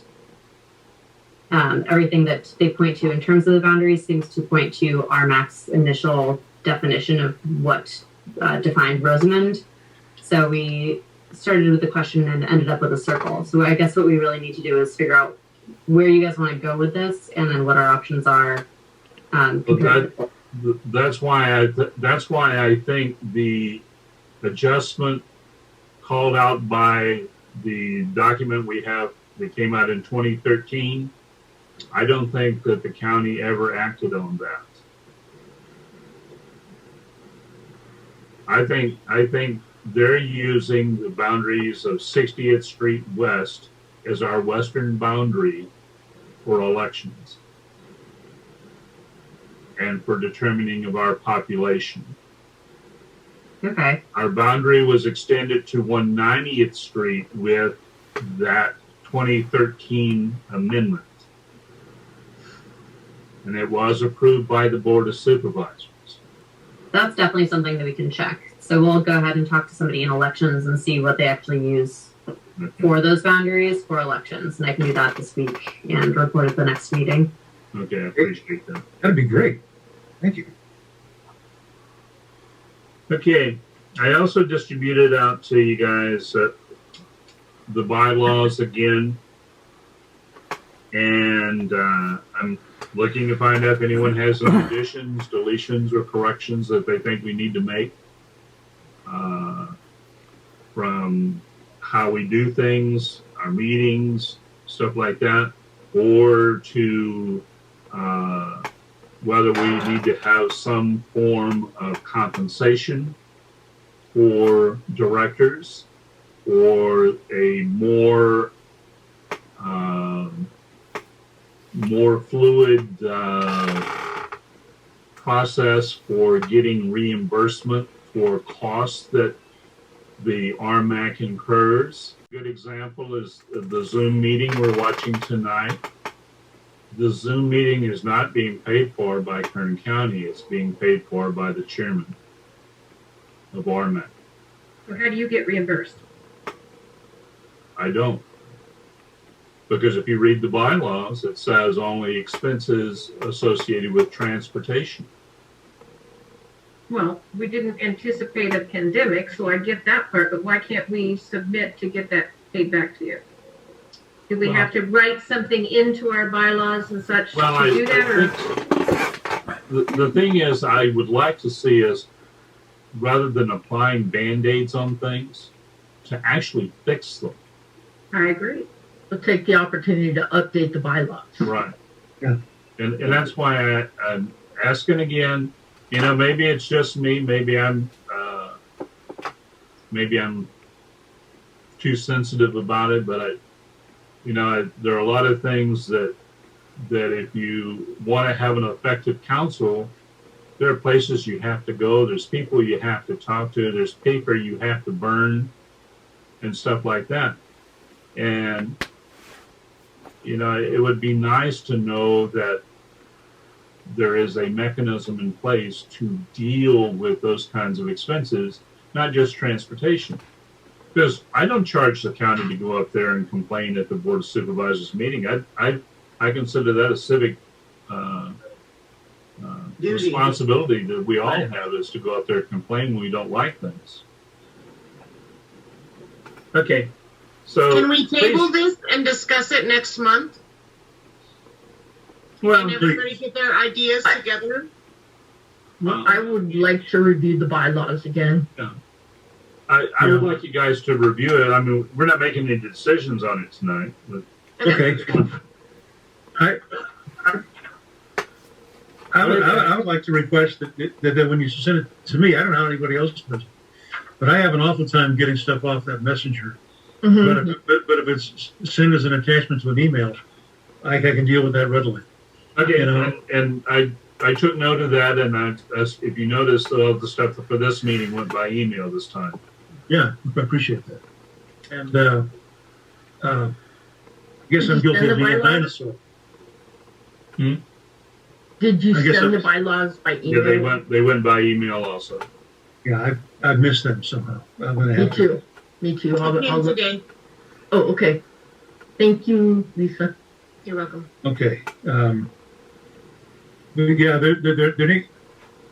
we need to have a process in place for reimbursement for legitimate business expenses. I don't want any compensation for what we do, but if there are expenses, then it's reasonable to get reimbursed for it. Yeah, like CDs that you just had to give everybody, and Yeah, and paying for these. Is it very much for these Zoom meetings? What are you paying? Like $15 a month. How much? $15 a month. Highway robbery. Yeah. Especially for the quality of the. Tonight is actually the first night that this thing has actually behaved. Well, except Fingers. for hearing John Joyce speak, Yeah. I don't know how to fix that. He's in an echo chamber or something down there. It's because he has two cameras running. Yeah, mine's showing he's logged on twice, so maybe that's the Yep. problem. I'm sure that's it. Yep. So it's O/E, operator error. It's your fault, John. Okay, move on to old business. Paragraph 11. 11A, we're waiting for reoccupancy of the Hummel Hall. I mentioned it again to Laura today that it sure would be nice to get back in there, and that we need to get the logistics worked out. It's not so much us meeting, because I think almost all of us have had our shots.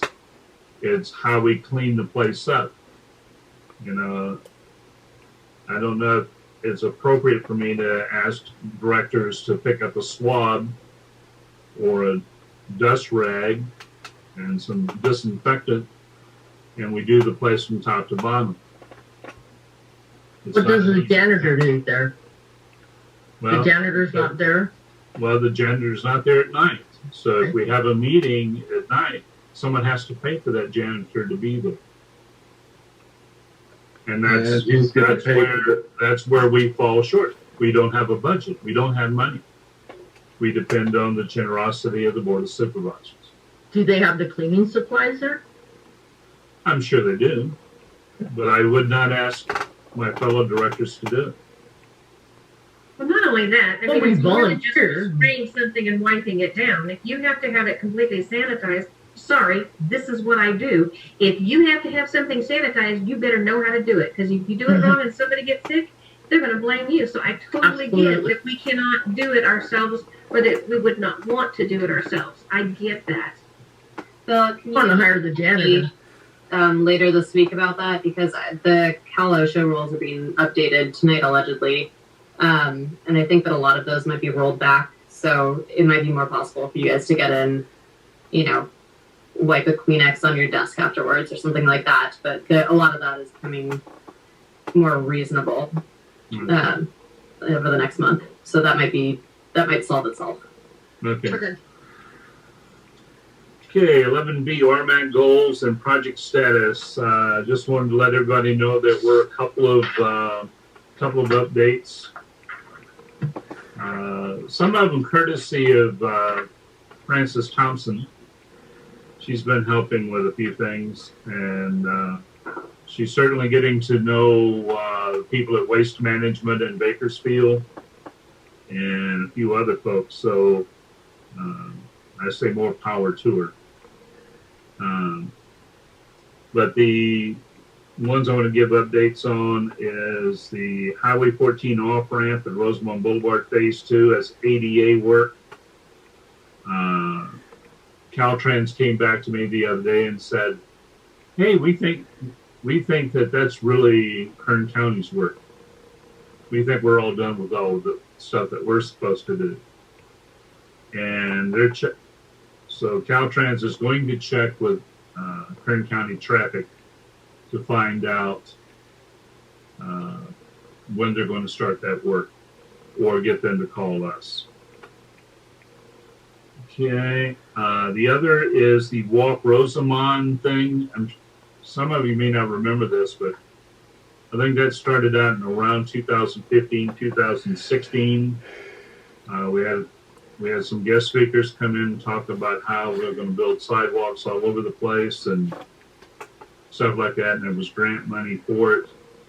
And here we are 5 years later, and we're to the point now where let me find it here.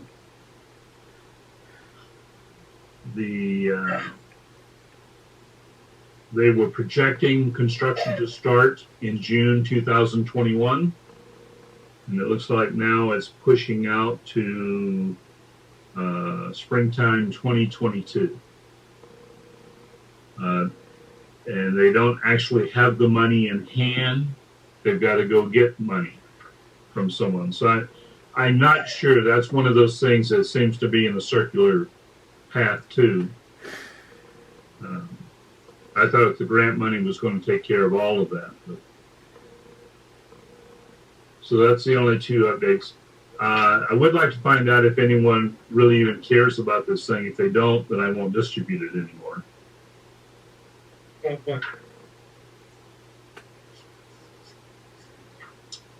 Care about which? Well, This one here. Oh, that one. Okay. Got it. Yeah. Have we added onto it recently? I don't think we have added onto it recently, have we? We haven't put any new action items on it, but we have updated various ones in there and closed a couple. I care about it. Yes, I do too. It's good to keep track of everything. Yeah. That's a good Things I didn't know. snapshot. Okay. B52 Market. I don't have an update on that. That would slip by me. Rosamond Mojave Rehabilitation Project. As you can see, that's still ongoing.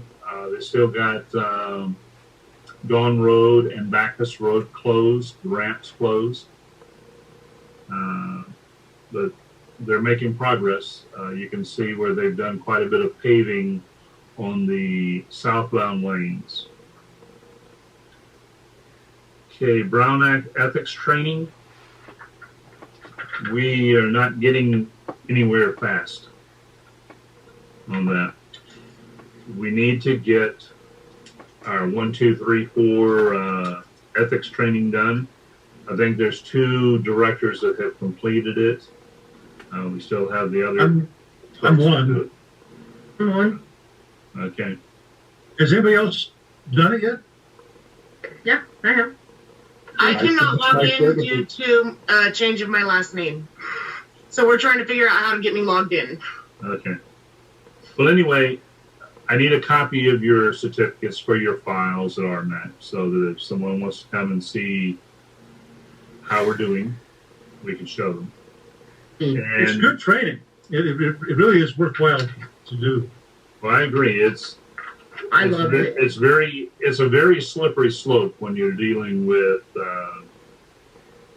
people that are looking for influence. Yeah, you know how those attorneys are. Right, Stephanie? Oh, boy. I'll stay quiet here. Nothing wrong with it. Yeah. Okay, item 11F, road repairs, upkeep, and safety. We need to get a lot of people involved in this. I've got Terry Landsteele has been giving me some inputs here lately, and a few other folks. But there are a lot of areas here in Rosamond which look pretty bad. I don't have the time to drive every street here, and I'm hoping that as you guys go somewhere, if you notice divots in the roadway or something like that where chunks of asphalt are coming up, note where it's at and get that into the council so that we can put it on a work list for traffic to take care of. I'll take care of it. You ever get your street paved, Randy? No, still needs to be done. I didn't mean to say something to Bill. At least put it on the. I'll send him an email. Put it on his goals. But yeah, it still needs to be done. Okay. Where's your If you give it to me, I'll put it on the list because I want to give those folks a work list. Okay, 11G, RMAC Facebook page. We've talked about this off and on, and I've decided to appoint someone to be an editor along with me. I have chosen Lisa Sanchez. Thank you, Bill. excellent choice? Thank you. I will behave. Better you than me, Lisa. I could not make that promise. I will. I've learned how. Okay. I just refuse. Not too much to lose. Alrighty, 12B, trash and debris in Rosamond. This is one thing I mentioned a little while ago about Frances Thompson. She's been working with someone in waste management in Bakersfield and are actually getting them to go out to a hot spot where there's a lot of trash in the right-of-way and getting them to pick it up. Oh, that's why they just did a raise in the fees, right? That's what it's paying for. Probably. Yeah, thanks, Bill. They raised the trash fee? Oh, yeah. 3.some%. Oh, I didn't even notice. I didn't. That's Again, not because they the just did it the too. waste management company raising the bill. This is Kern County Waste Management for running the whole program. And there's a portion of it that goes on your Kern property County tax Public bill. Works. Kern County Public Works. Yes. Oh, it's Public Works. I bet it was listed under waste management. I believe it was Public Works that was out here working in off of United the other day. I stopped and spoke to them. Okay. All right. I want to make sure we give credit to the right group of folks. But there are people saying that the waste management company is raising its rates. I have. Yes. They've already sent out a letter and it's on Facebook as well. Okay, I haven't seen that then. I haven't seen. Yeah. personally, I but think I've it's seen people 3.4 or 3.something%. Yeah, I saw somebody say it was 3.5. Yeah. I think we got a letter. Okay. Well, it's another exciting thing to look forward to. Okay. That's all we have. Does anyone have any comments among the directors? I would love to have the planning department come and explain their process next month. They would have to know the process before they can explain it. Oh, they know it. They know it. Now when They're good at it. when we tried to get in the county building and they wouldn't let us in, and Terrence Smalls was there. I asked about this, and he's more than willing to come. We just have to establish the date. But realize he can only talk, and there are always little exceptions here and there to things, but they can give us the general flow of how the planning process is supposed to work. And then, because I want to find the right place for us to be informed so that we can get those timely notices and be able to react appropriately and in a timely fashion. I don't want to slow things down unnecessarily, but I'm more than happy to slow them down if it's a lack of planning on their part. That shouldn't constitute a crisis on ours, which is exactly Brennan's point, I think. So if we could get that guy here, that would. Okay. Anyone else? You said director's comment time?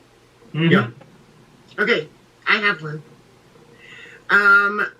So I've been working with quite a few other RMAC members and some community members, and the county. Laura Lynn Wyatt has been amazing. Zach has our supervisor has reached out to Parks and Recreation. We've been battling Parks and Recreation, trying to figure out how to open up our swimming pool. So this is the problem that we're having, and it can be made public now tonight. Parks and Recreation does not have any programming department. With that being said, because of COVID-19, any public pool has to have programming in order to open. Laura Lynn and myself and other community members and RMAC members have reached out to several people to try to get it open. So we're having problems. We're running into obstacles. Even if we were set to open tomorrow, unfortunately, the laws have changed and our restrooms there in the pool area are not ADA approved. So those have to be totally rebuilt. The earthquake that we had in 2020, April of 2020 on Easter, it actually shifted the concrete. So all the replaning and fascia work that was done by JJ's Pools on that pool 2 years ago has to be redone. Sorry, guys. Boys. Sorry. Hey, Mom. Fireworks. Fireworks for you, fireworks. They go crazy. But they are fine with guns. I don't understand. But anyways, The different decibels. so the ADA bathrooms have to be redone. The concrete has to be replaned. They have asked for estimates from contractors who are contracted with the county to do it. Unfortunately, no one has turned in an estimate. So I gave her a few names today of people that I do know who are contracted and who are local. So hopefully that will happen so we can get them up and running. If California lifts its ban, like we're praying to God they do, and the pool gets fixed, we can open it right away. The county can do that. Unfortunately, they don't do programming, so if it doesn't lift, we have to find a 501 to come in and join with us, get a board together so they can do programming. What's programming? Programming would be swim lessons, senior aerobics. They have to have a program, so a program has to run, so you have to have classes. So they have to have like a park and rec. Programming, correct. Okay. So, and Kern County does not do programming with their recreation department. So, we have to have a second entity come in and help us do that. COVID-19. Once that lifts, we can go in and open up, the county will open it up for swimming only, and they can run it. So, this is all pending COVID, but right now the biggest battle is getting the contractors to do the bids to get those bathrooms done. Replaning and fascia done in the pool. So Laura Lynn is working hard to try to do it. A lot of community members are scurrying to get everything done. We have managed to find lifeguards. We've managed to find programming. We've managed to find everything. We don't have a 501 to run it through. I've reached out to quite a few people. It's in the works. We're doing our best, and we hope to have something solid by next month. So the entity that you found to do the programming are not going to obtain a 501c3 for that? So they're all individuals. So who we would have to do programming would be a few personal fitness trainers who could do water aerobics training. And then we have lifeguards who would be available to do swim classes. Okay, so you're actually talking about the people to work within the 501c3. Correct, employees. Mr. Webb and Mr. Wood were supposed to meet me. Unfortunately, that meeting didn't happen. We've tried to set up a few other meetings. Mr. Wood was involved. Unfortunately, that hasn't happened yet, but I am still trying to do that. I'm still trying to do that. Because that is a 501c3. I understand, and that was the first place I went. Trust me, Jack, that was the first place I went. Well, Okay, maybe so- make that happen a little more, then try to get a meeting with it. I will be in contact with you tomorrow. For sure. I did not know that you were a board member. I don't know who the board members are. I I used just know that to, it belonged to RCSD. That's where I went to. So that's the update on the pool. That's where we're at. We need to get those bathrooms fixed. We have to get the the surface replaned. The county is working hard. They've been working. A lot of community members are. So I will call you tomorrow, Jack, and maybe or message you or email you, and hopefully we can set something up soon to try to get this resolved as quickly as possible for our community. We need this. Our kids need this. Anyone else? Well, I guess it's my part now. Couple of things. First off, I want to let everyone know that I would like to invite our district attorney to come back and visit us, Cynthia Zimmer, when we move back into Whole Home. I felt very bad about how she was treated by the person that broke into our meeting on Zoom. So I would like to extend her that courtesy and to be able to come back and talk with us. I think it's the least that we can do. I also would like to see the sheriff come to visit with us sometime within the next 6 months. It would be good to ask him some questions and also kind of get a feel for how things are countywide. I know that we all have our beefs with the county, but we all have to remember that Kern County is actually one of the biggest counties in the state, but we're also lightly populated compared to other places in the state. So we have huge swaths of territory that all kinds of people have to crawl all over. And that's why you don't see public works in Rosamond, and you don't see this and you don't see that. Or everybody gives you the 10,000 yard stare when you ask about things like the swimming pool and stuff. And it's just because there are so many demands for the money, not enough people, and a real big county. So let that temper the criticism. If you're like me, it's not going to stop you from criticizing, because I believe we can do better. I think we have good people in Bakersfield, but they, I think, don't understand this little place over here in the southeastern corner of the county. And we have to fix that by being more visible to them and being more vociferous. Dennis told me when we were reviewing this letter, for example, that my attack kill mode was a little bit extreme. So that's why I let him write the opening for the letter, so that it wasn't so harsh. But it reflected my feelings at the time I wrote it. So, but anyway, I want to thank everyone for putting up also with meetings on Zoom. I know, like Brennan hates Zoom.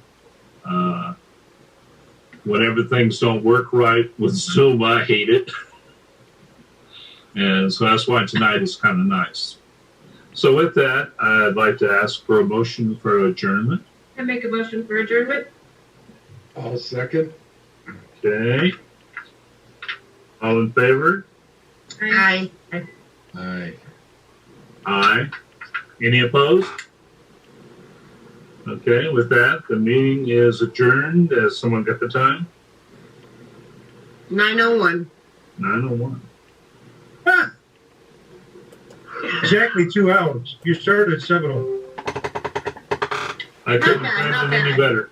It went exactly as planned, Bill.